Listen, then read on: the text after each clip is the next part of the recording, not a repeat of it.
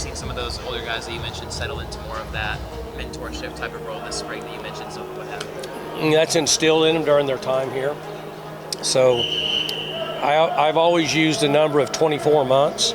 It can be 18, it could be 36. Most of the time, 18 to 24 months, it's gonna be instilled in them. They're gonna form fit into our culture and what we do and what we believe in and who we are, and then it essentially runs itself. Is that something you can identify in recruiting, whether that's recruiting high schoolers or recruiting transfer guys that, you know, in 6, 12, 18 months they develop that kind of leadership capability?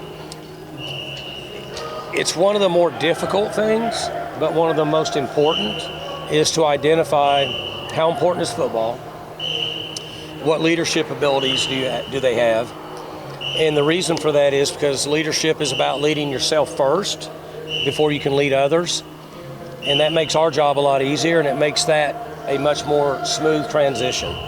And it's not as easy as you would think. The portal is more beneficial in that area because they're older, and I can see what that blueprint is. What did they do at this particular school when they were 19 or 20 years old? Different than a 17-year-old high school player. It's hard to identify really what they can do. So how do you identify a 16, 17-year-old guy that you're not spending, you know, days and weeks with? Like how do you, Mike Gundy, kind of see that this kid can be a leader in 2 or 3 years?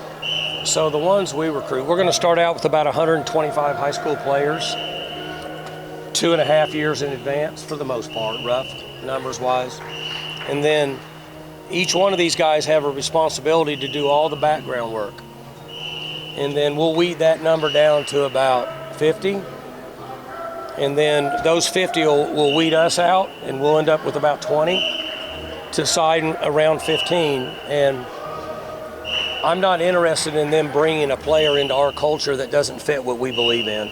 Not because that player's wrong and we're right, but because it won't work. Because we're not going to change who we are based on somebody coming in from the outside. So that's why we put a lot of time and effort into the young men we bring in here. And sometimes the people that love OSU football don't agree with us on that. But that's just a decision we make based on the long-term success and the overall culture of an organization that has 140 players.